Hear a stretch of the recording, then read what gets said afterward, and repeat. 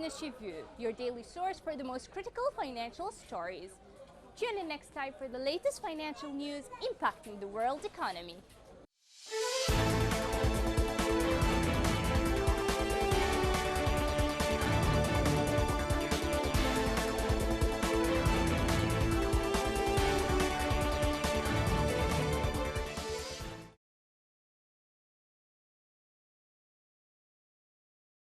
The State Administration of the Foreign Exchange, SAFE, the spokesperson Wang Chungying, said that China's forex market remained generally stable in Q1, with yuan's exchange rate and the cross-border capital flows keeping steady despite the coronavirus-induced volatility of the international financial markets. According to the SAFE data, China's commercial banks reported a net forex settlement surplus of 273 billion yuan in the first quarter. Data showed that forex purchases by banks stood at 3.43 trillion yuan, with sales reached to 3.16 trillion yuan. Wang said the accumulated surplus of cross-border foreign exchange receipts and payments to customers reached 1.7 billion US dollars. The overall surplus of banking foreign exchange sale and purchase to customers was 20.5 billion US dollars. Anyway, either from an overall perspective or from the perspective of customers, the forex market in the first quarter remained balanced by large between supply and demand. She added that the current COVID-19 is not likely to batter the balance of China's current account in the long run, as the domestic economic structure will not change easily. Wang also noted that the SAFE has rolled out a raft of policies to support virus-hit foreign trade sector, including facilitating antivirus-related financing services, lifting caps on foreign debt for certain firms, and encouraging the public to use online platforms to handle foreign exchange business. Wang said China's forex market is witnessing a more rational and mature development trend, demonstrating that the market players are confident in the fundamentals of the Chinese economy. As the COVID-19 outbreak is largely subdued in China, the country is set to accelerate economic recovery and gain momentum in its post-epidemic development plan. According to a commentary published by China Media Group, China's Statistics Bureau reported that the country's gross domestic product, known as GDP, decreased 6.8% in the first quarter compared to a year ago. The drop was unsurprising given that China suspended most of its economic activities to save lives threatened by the deadly coronavirus. The economic contraction was a price to be paid following the mayhem brought about by the outbreak. The nation is now returning to work after a 2-month pause, and the decline in major economic indicators narrowing in the third month, both of which send out a strong signal.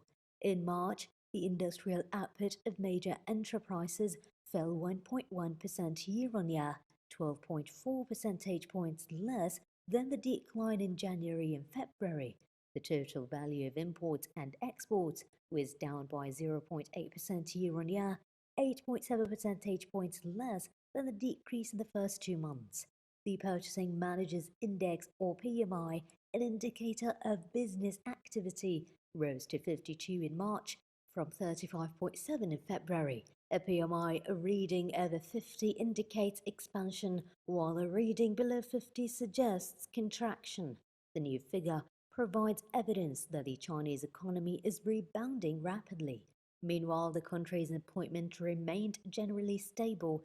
In March, the surveyed unemployment rate in urban areas was 5.9%, 0.3 percentage points lower than that of February.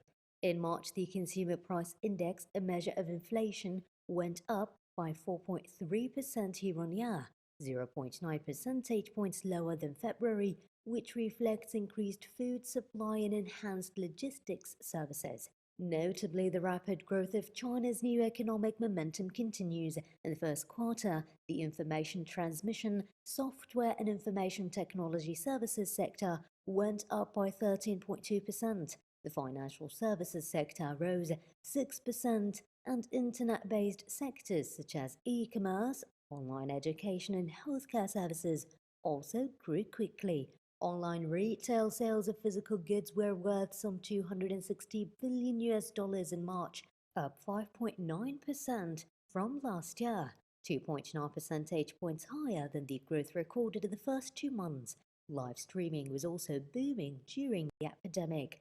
The fundamentals of the industrial system, the forces driving the Chinese economy, were left unchanged amid the COVID-19 outbreak. The country will continue to deepen reforms and open up its market, while also promoting innovation, continuously stimulating vitality and exploring the potential of the economy, all of which are bolstering investor confidence in the Chinese market.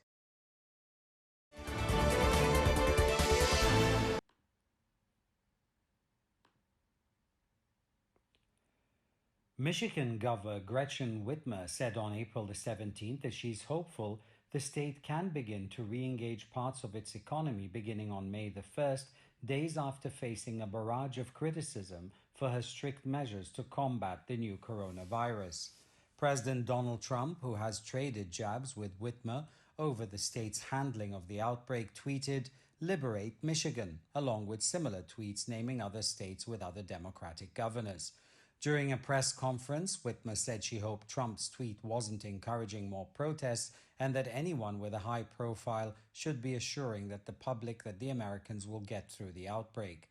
Whitmer, floated as a potential running mate for presumed Democratic candidate nominee Joe Biden for the election against Trump in November, has imposed some of the country's toughest limits on travel and business, which drew thousands of protesters to the state's capital, Lansing.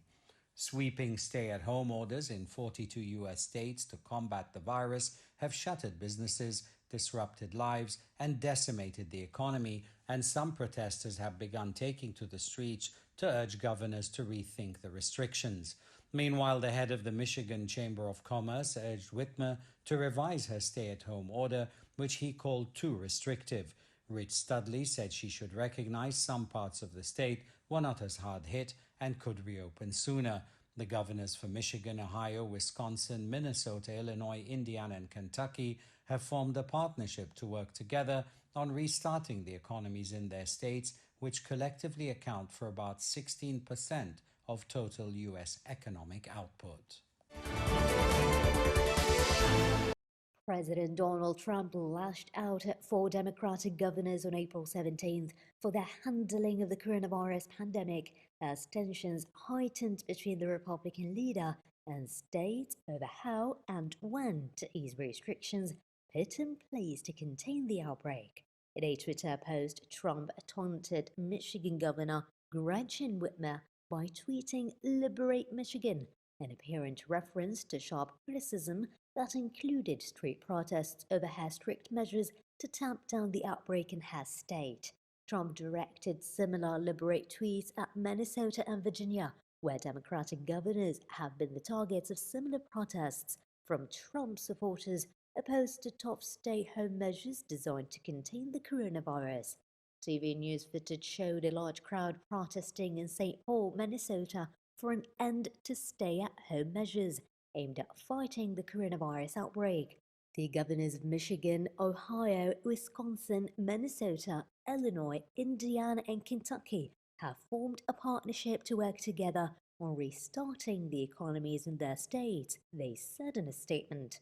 These states collectively account for about 16% of total U.S. economic output.